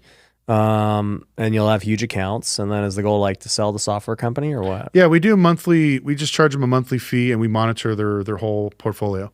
So we upload the portfolio. Did you just partner up with a software guy to do this, or how'd that work? Yeah, actually, it's kind of funny. It's one of the reasons why I knew YouTube was going to pay off. One of my subscribers that was an engineer, very gifted one, Alex, shout out if you're watching. He came up to me with this idea. He's like, well, how do you find cars? I'm like, well, I look at this site. I call these people. I call the police department. I do this. I do this. I was telling him all the crazy shit I used to do to find cars. And he's like, well, there's no site where it's all in one spot? No. And you can't get live data? I was like, no, everything's like a week, 2 weeks, 3 weeks old. So, you're talking thousands of dollars we're chasing. And so he's like, well, what is if I can give you all that like in one spot right now? And I just laughed. I was like, there's no way. And, we kind of started working on it, and he had a working prototype, and it blew me away. It's like we put in a few VINs. I found history of like, oh, this car was towed on this date. This car was in an accident. Some cars had salvage title in other states. Other ones were clear. So a lot of the data you see keeps getting sold by all these retailers like Carfax. Everybody knows Carfax, but a lot of the data there is months old. So if you get into a car accident, it didn't update. Exactly. You got about 90 days before Carfax updates it. But ours, I could tell you like the next day, like, hey, your car's in an accident. Like it's probably going to have a ding on the Carfax. And the insurance company and the bank will know too. We're also starting to work with companies to do insurance tracking. Hopefully that'll come out soon, where it'll notify, like if the customer doesn't have insurance, we can let the banks know, hey, go pick up your collateral because it's not insured. Yeah. And that's what they're really worried about, because I think the wave of repos and the wave of what's coming is going to be really, really bad. And when I tell people don't really care about banks, but they're losing, millions every single day because of currently what's going on. Yeah. So just some of our accounts now, I think we found as of August, from August 1st till today, we just ran an account. It was a little over $8.9 million in cars that were in impound lots. Right. That they just don't even know where they're at. Yeah. Trying to figure it out. Oh yeah. We have stuff that's funny. We have stuff being held. That's crazy, because so real estate has a similar problem in that if you're trying to get data on properties, like divorce data is in one location of the court, the liens of certain things are over here, water stuff's here, and foreclosures over here. And so there is no central data. And then, by the way, every county is different in how they do it. And so, people struggle with that. And I've heard of people trying to do that. But it's just like there's so many counties with so many problems. But then I'm thinking about your problem's even crazier because our houses don't move. Yeah. The house is where it is. Like, I don't have to go looking for the house. Like, where'd the house go? It's like, you don't even know where the car is. Oh yeah. We've ran cars. Oh, we know it's in Texas and we run it. No, it's in Wisconsin. How do you know? It's like they just registered it over there. And it's funny because like you think being a lien holder, you would have access to this information. You don't. You can't call the DMV, be like, where's my car at? When was the last time it was registered? There are still people today driving around cars with no registration that they bought in 2020. Wow. Because they don't want to pay the late registration fees. And so if they never register it, sometimes the title doesn't get procured. So sometimes the banks don't even get notified when their car gets towed or impounded. Wow. So we found one bank, they had over, I think it was $3 million in cars that are just washed. We call them charge-offs. They were cars that were impounded, towed, repoed, stolen, whatever, and they've already gotten a new title issued on them, and they're already out with somebody else, and they had no idea. And so it's how does that scary. Happen? Nobody just talks. Shady stuff. Yeah, shady stuff. Sometimes stuff falls through the cracks. Like if I can take your car, and let's say I impound it, and you go to jail or something, and I know you're going to jail or you're moving out of the country, I could take your car. And all I got to do is mail a letter to your address stating and having a certificate. Look, I mailed the certified letter to Mr. Pineda's address for his brand new Escalade. I can send you an empty envelope. Your family can open it up. So what does the mailing do? So what it does is it gives them the right to file a lien on your property. I notified the lien holders. I notified the registered owner. And then they foreclose essentially? Yeah, then they basically, they put a lien on your vehicle and they own it. And so there's so much fraud. The impound people do this? Mm-hmm. That's crazy. And it's 100% legal. And so when we tell banks, but I get it. I get why it is legal because, like, what do? You got this car sitting in your lot. They're not claiming it. What are you supposed to do if you're the impound? Yeah, I mean, there's a legal right. Like you have to send a letter and give them the first option to get it. But the problem is there's a lot of lots that don't send a letter. Like they'll send an empty letter. Yeah. And then this is the problem. The banks are like, they're laughing because they get a free car, but now the bank is out, let's say, a $100,000 EV. They're screwed. Now the customer, guess what happens to the customer? How do they supersede the bank? Because they got first lien. It's just like if a contractor comes up, puts a lien on your house, same thing. They can cut off the banks, and that's the downfall. Well, a contractor can't cut off the bank. Well, but what this does remind me of is this was like a decade ago here in Vegas. There was these things called HOA liens. Oh yeah. And they were what we would call super liens, super priority liens. And so I remember there was this one story. There was like this $2 million home, and they had like an $8,000 HOA lien. And so the HOA back then had super priority position because they're able to foreclose and take a house because, it's like if the house is screwing up the HOA has first right to try and rectify the situation. Kind of like the impound lot, right? Yeah. And the thing was, the way legislation was written is like, okay, if HOA forecloses, they actually become first position, super position, and wipe out all existing liens. And so, dude, people were buying these HOA liens, it's an $8,000 lien. They'll pay $50,000 for it. And then all of a sudden they own this $2 million home free and clear. That's what the law said. And so, dude, there was this crazy epidemic. This was like lien sale. Yeah. It was over a decade ago. It was when I first became a realtor and I started hearing about it. And I was like, there's no way that's true. Yeah. And they were doing it. And then the banks obviously were like, oh, no. Yeah. There's no way your $5,000 lien can wipe out our $500,000 lien. That's stupid, which it is. And so then all of those went up for the dispute. They couldn't get clear title. But what happened was these people still bought the liens because technically they were the owners now, and they weren't paying off that position because they're fighting it. And so basically they just took it in court for years and years and years, and they rented out the houses because they're the technical owner, got rent. And so they recouped their initial $50,000, whatever it was. They're buying them literally for like $10,000. Yeah. They recouped their investment, and then it's like a lottery ticket. It's like, let's ride it out and maybe it happens, maybe it doesn't, but I'm going to keep getting rent until something happens. But they weren't paying anything. Yeah, it leaves it too much ripe for corruption. And that's exactly what happened in our industry. And so, these guys think of it as a joke, but there's literally like small towns out in the middle of nowhere that they try to steal your cars. Like it's a well-known thing. And it's funny, they use the law against most banks. They're too busy. It's 1 in like 5 million auto loans, so they don't really care. And you get lost in the matrix. And they get hundreds of letters every single day. Bankruptcies, judgments, payments, whatever else. They know what they're doing. And so, that's our goal with our software is to hopefully, give banks a little bit of a cutting edge to hopefully find these cars and find out where they're at. And that's a valuable tool. Yeah. I mean, we're only about 8 months old, and we've already signed probably about 15 major banks, like OEM banks for manufacturers and actual like big banks. I can't say names just yet, but I'll probably have a come out party in November that I'll tell you about them. But we're really excited. I'm curious how much you're making. Yeah, it's really good. Some of these can be anywhere from like a small dealer could be $100 a month, and we have some clients depending on how many loans they have. We could charge anywhere from 5 to 10 cents a VIN. You're looking at maybe $100,000 a month. Yeah. So it all depends on the client and what they want, but there's a lot of really good things that we can do. And it sounds funny, but people hear that and they think that's a lot of money. But when you got like a $50 or $100 million auto loan portfolio and you're paying $100,000 to protect it, it's nothing. No. And so it's like a drop in the bucket for them. And believe it or not, some of the other companies we're competing with that just offer basic information that's not really that good, they're paying way more than that for it. So, we're hoping that we're going to break into the market. And Used Car Week, which is in Scottsdale, Arizona, it's like a big car event for banks and manufacturers and everything. That's going to be our coming out party. So probably after that one, hopefully you'll see us on the news and we'll come back and do this again. Are you still flipping cars at all?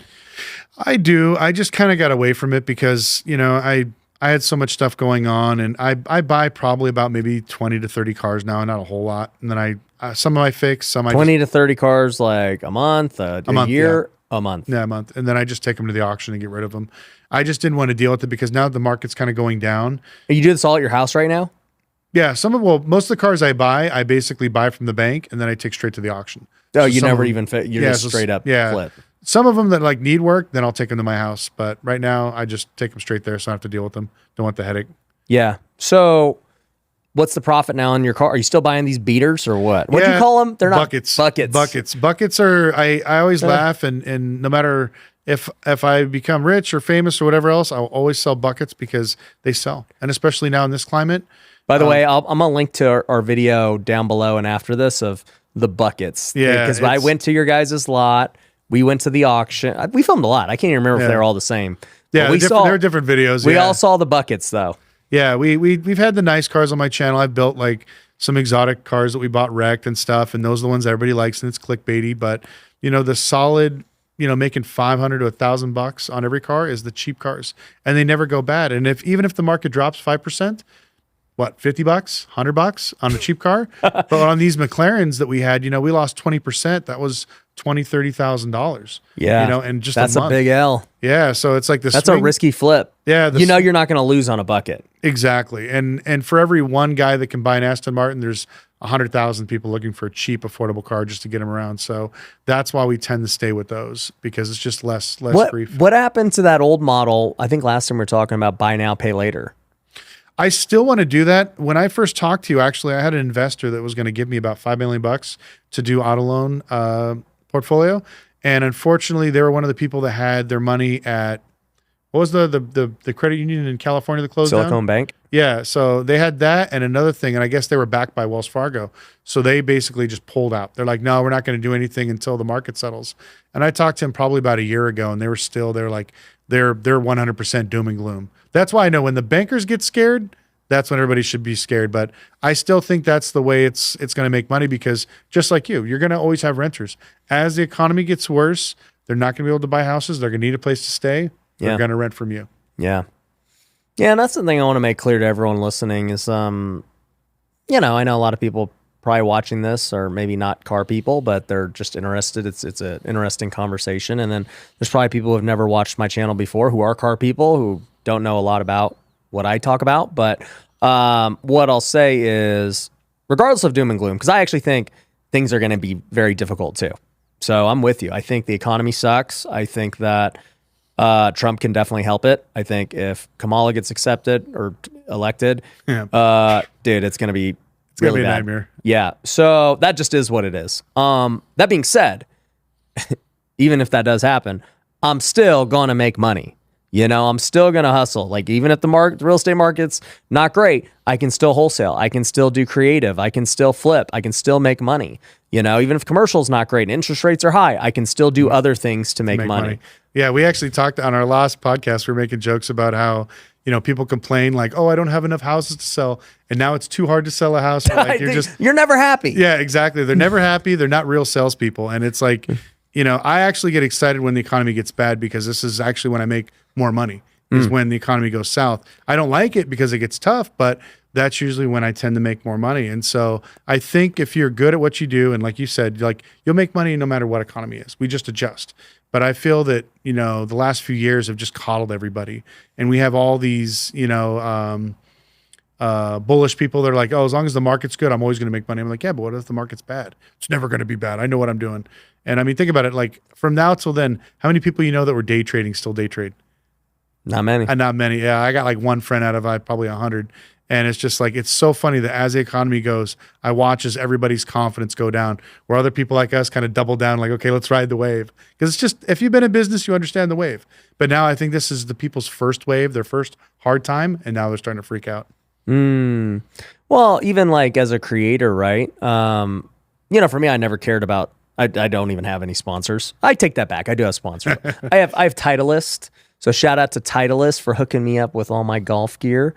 I got Scene for my suits and clothes and, so shout out to them. But I mean, I don't have like any paid sponsors as far as like, needing to advertise on the channel. I am the sponsor. Yeah. My companies. Yeah. Well, that's why you'll be more stable where like even now, like my sponsors cut in half. Well, that's what I was getting at was most of the creators, the ones at your parties, They rely on YouTube ads and they rely on sponsors. And then it's like, that's like 80% down from the peak.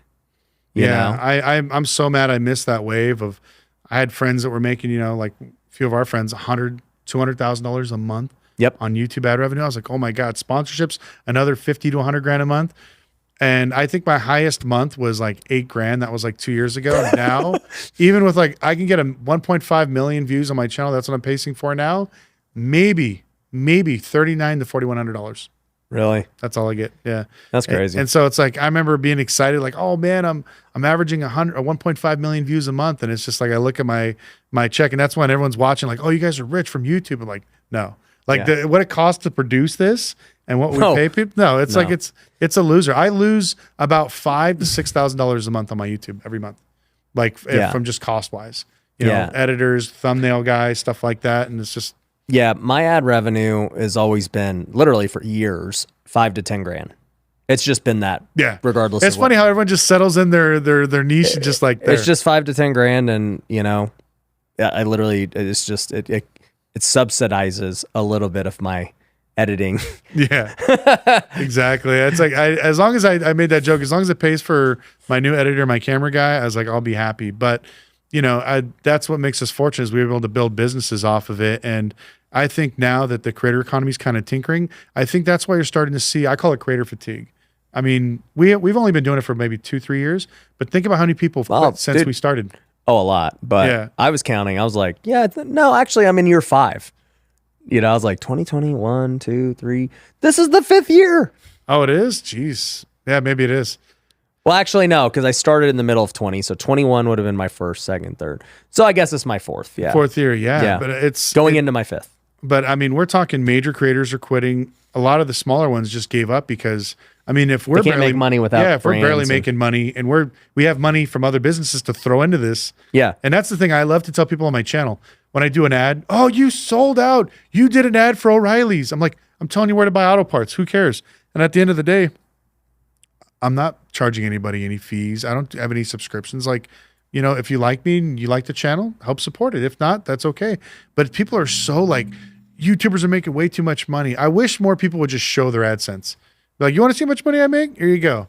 It's like, this is what I'm making. Well, I think that you should have a subscription. I was thinking about it. I pivoted to subscription. I mean, I don't have like a YouTube, like nobody has to pay anything to watch YouTube, but I have Wealthy University.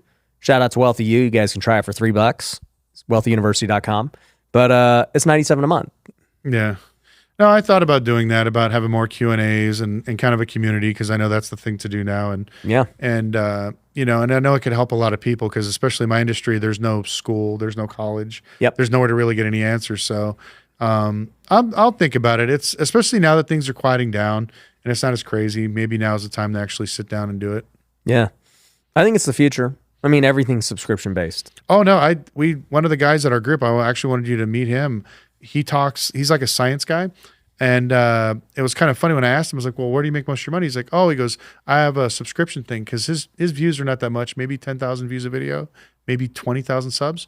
And I'm like, oh, like how many subscribers do you have? He's like, I have about 9,000. I was like, 9,000 subscribers. Like, wow, how much do they pay? He's like, about $100 a month. I was like, holy shit. And I was like, I had no idea. But it's just super modest guy. And he's just like, yeah, he goes, I like to buy stuff and build stuff and show all the. So he's making 900 grand a month? Is that what it is altogether? It doesn't sound like he's at that, but. No, it's something ridiculous. I know. I mean, 9,000 people times 100 would be 900 grand. That's what he's making. Wow. Yeah. His agent was there following him around the whole time too, which was funny. Well, that makes sense if he's making 900 grand a month. And so, but it was like, when you start meeting these people. He needs a bodyguard. That's what I told, we laughed because I was just like, I've heard stories like that. The other guy, the fitness guy, he has something like 10,000 subs. What's his name? Something Panda. Simeon Panda? Yeah, I think that's him. 10,000. Big black guy? Yeah. 10,000 subscriber or people on his like list or his group community chat. Got it. Paying $75 to $100 a month. 10,000. Yeah. I just started mine 6 months ago, and not everyone's on it because they're all in different things, but we have 1,700. Still, that's awesome. Yeah. I'd be happy with 10 people. It's like if I get 1,000 a month. If I could get 10 people to sign up for my OnlyFans, no. I mean, it's one of those things where I think I should, because, you know, creating content is very expensive. It's very time and Well, it's just people want to go deeper with you. Why wouldn't you offer it? Yeah. Well, it's funny because you're filling a need. Yeah, I think so too. But like I think ever since, like we were talking about this offline before you got here, people love to watch you write up. And then I remember it's like once you get like so big, now the same people try to take you down. I don't understand. Like the people are like, I love your content. I'm learning so much. You suck. You did a sponsorship with, something. And it's just like, are you kidding me? Like, you're a sellout. I hate you. Unsubscribe. I'm like, but that's the life of a content creator. Yeah, I mean, no matter what we do, we're not going to make people happy. So I might as well make a few bucks. I know I've had this conscience. Make a few bucks. Yeah, because it's like everyone asks me too, like, why don't you have more classes? Why don't you do this? It's like I just didn't want to sell stuff. I just got so sick. embrace the income. Yeah. It's not even the. I was going to say embrace the dark side. It's just embrace, like you sell. We all sell. Okay. Yeah. You sell the fact when you ask people to subscribe, you're asking them to do something. That's a sell. When you say, hey, go check out O'Reilly's or go check out, like everybody always sell. You're always selling something. I'm selling my wife to stay married to me, by doing certain things. I'm selling my employees, even though I pay them. I still have to sell them every day that, hey, this is a place you want to be. This is the future. This is, what we're going to be doing. There's still hope. Yeah. Like, you're always selling. I know you're preaching to the choir. That's my thing, and that's why I feel. But if you get people who are haters about it, who cares? Yeah. Tell them to take a hike. Yeah. Go watch some other person and be ignorant to the fact that you think nobody is selling you when you're watching them. I used to say that. It's funny, Graham, he's our friend. So, it's like, I like Graham because he doesn't sell. I'm like, really? Graham doesn't sell? He asked you to subscribe 8 times a video. That's a sell. Yeah. He makes money by you watching and subscribing. That's selling. Yeah. No, we were talking about that. I felt a little bit bad, and then I felt one of my automotive friends. He sells hoodies for $100. So there's nothing wrong with that. That's a cheap hoodie for me. Yeah. I buy hoodies aren't $100, and that's me buying one from Cuts. Yeah, or from Cuts. Yeah, or from Built, or from any like sports team. They ain't $100. That's cheap. Yeah. It's kind of funny when he's like I sell $100 hoodies all day long. I'm like, really? So I'm probably going to get back. I had that 1 year where I sold courses and it worked out really well. But then like once the economy kind of slowed down, I took them off, but I'll probably go back on. But it's one of those things where I do want to build out my content more and do more fun stuff. But unfortunately, like money, like, think about it, like what it cost you to have this. People don't realize like how big this place is. And my overhead's hundreds of thousands a month. Yeah. On everything I do. Yeah. And so it's funny when I share that with people and they're like, I spend 6 figures a month on ads. On ads? On ads. Oh man, I remember those good old days. Are you still doing the points with your card for your ads? Bro, I don't know what they do. To be honest, I don't. Yeah, I made that mistake. I've had all these credit card guys like, well, what are you using the gold or are you using? I'm like, guys, I don't. Yeah, when I had my dealership, we were spending about 20 to 30 grand a month in marketing, and it was my last 2 years when I realized that I should have used my credit card because it pays for. Oh well, I always use credit. They even get more in depth of like this card does this. Oh yeah, use it on Tuesday every rotating week of the month. I don't know, dude. Yeah, no, but it's I think that I probably should just to level. Bro, I'm just gonna encourage you, sell, baby. Yeah, I mean, that's what businesses must sell something to be a business. It's impossible to be a business without selling something. Yeah. So being a creator that's the business. I'm a creator. So you must sell something in order to make money. So it's just like, and then people who hate on that are dumb. Yeah. They don't buy anyways. If they're too dumb to know that every business sells, I don't even know what to do with them. I don't even want to watch it. No. Yeah, I've had that conversation, like, because I do consulting calls still. Yeah. And I still think I'm cheap compared to some of these other people. It's like $300 for an hour. And people are like, $300 for an hour? I'm like, why don't you call an attorney? It's $500. Why don't you call anybody else that's an expert in their field? It's going to be hundreds, if not thousands of dollars an hour. Yeah. And they were just like, oh, and I was like, yeah. I go, if you can find what I'm teaching you on Google, go for it. Yeah. Go learn all the free stuff before you call me. That's kind of what I told people, but that's the reason why I think you just got to value yourself more. Oh, I do. I know I'm worth a lot of money. It's just that it's funny. It takes people a while after they go Google searching and can't find it. That's when they start calling and they book a call. But I figured I'd rather, instead of doing a call, I'd rather have a monthly community. Well, that and just, a tip with just selling consulting or whatever. It's just like, look, the reason you pay for consulting is 3 things. Okay. Number 1 is time. Yeah. I'm not telling you to Google it. Like, I ain't got time to Google. You want the answer right now? Yeah. Okay, you're paying for time. 2, you're paying for certainty. The answers aren't right on Google. Yeah, so do you want to actually get the correct answer? Because what you're about to embark on if you're real estate investing is hundreds of thousands or millions of dollars. Yeah. So if you think you're going to go find the answer on Google and you're going to be certain of it, then whatever, go try and figure it out. So you're paying for time, you're paying for certainty, and then you're also paying for just, I would say, confidence. Because it's very different when I tell you to do something and you have confidence and belief that you can now do it versus you read it on Google.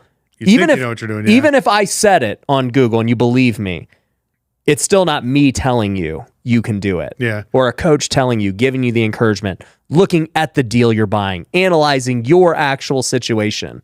And so you're paying for confidence as well. Oh, no. I remember one of the guys told me, it was funny. I did a consulting call with him, and I told him it would cost him X amount of dollars to set up his dealership. And he was like, oh, that's a lot of money. And I'm like, you know what? Dealerships are hundreds of thousands of dollars, if not millions, if you want to do it right. I was like, if that's a lot to you, I would go somewhere else. He's like, well, what other people do it? And I was like, I was trying to think of people. I was like, well, I know Grant Cardone used to do stuff about sales and cars. I was like, Andy Elliott. I was like, why don't you call him and see how much he charges you? I go, just let me know what he says and then call me back. I can tell you what they both charge. They're both my buddies. Yeah. And so it's like, it's so funny, but I don't think people really know. Like, no, but you have to literally hit people with reality. Yeah. And that's why I'm not even like, it's like, well, bro, you want to open up a dealership? It's going to cost you hundreds of thousands, if not millions of dollars. Okay. So, and I say this with real estate too. And I'm like, if you want one-on-one coaching, from one of our people for a year, analyzing deals with you, it can be $10,000, but you're going to get everything that you need. Business in a box, help analyzing deals, negotiating with sell. We're going to give you everything you need. Oh, 10,000 is a lot of money. It's like, you realize the average house in America is $500,000. Like, if you can't figure out, like, if you think $10,000 is a lot of money. Yeah, flipping houses is not. There's no way you're going to flip a house. There's no way. You're just not. That's what when I told these guys, like, mine's it's $15,000 for 90 days to help walk them through the process, right? If they can't pay that for a dealership, they will not have a dealership. It's not even worth arguing about. It's just, you literally will not succeed. Yeah. I don't know what to tell you. Well, you think that's a lot of money. I get one of the two people. They're like, "That's it." Yeah. All right, you check now, and then you get those people like, and they'll succeed. Yeah. Those people are the ones that succeed. Yeah, they're like, "Oh, what is it? How much is it? Oh, that's too much." I'm like, a freaking Kia is $14,000. Like, what are you going to spend your money on? Like, if you're buying 80, 90 cars, like, what are you buying? It kind of blows my mind, but yeah, I think that's why I kind of I turned it off for a while. I get it. Yeah. But like, you just have to be upfront. It is what it is. Yeah. Oh man, that's funny. But bro, it's always good seeing you, man. I will come. I give you my word. At some point this year. On the camera, I know, like last year, like, what is it? I got 2 weeks before December. But I'd say our next big one, probably coming like to the one in September, October. That'd be great. You do it every month, right? Yeah. So at some point, I'm going to make one of them this year in 2024.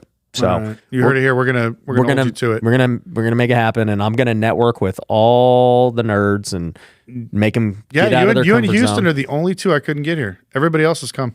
Because we run actual businesses and we're busy true. And we have families and yeah. And now that you said that, it all starts to make sense. Yeah, none of those guys run a business. They don't have kids. They don't have families. Yeah. It's funny. There's a lot that goes to life. Yeah, I need more people like you guys to come over because it's like I feel old as hell too when I'm hanging out there. It's like I can only hang with 20-year-old TikTokers so long. And but it's a lot of fun. I think you'll like it. And thank you so much for having me on again. Third time's a charm. So make sure you definitely subscribe if you're one of my people. He's got a lot of great content. And what else? I guess check me out on YouTube, Lucky Lopez, Instagram, Lucky Lopez as well. And if you want to check out my company, if you have an auto loan portfolio or if you're a banker, it's loanbridge.ai. Loanbridge.ai. And if you want consulting on a dealership, don't be cheap. Freaking pay up or you will never have a dealership. That's all I got. Peace.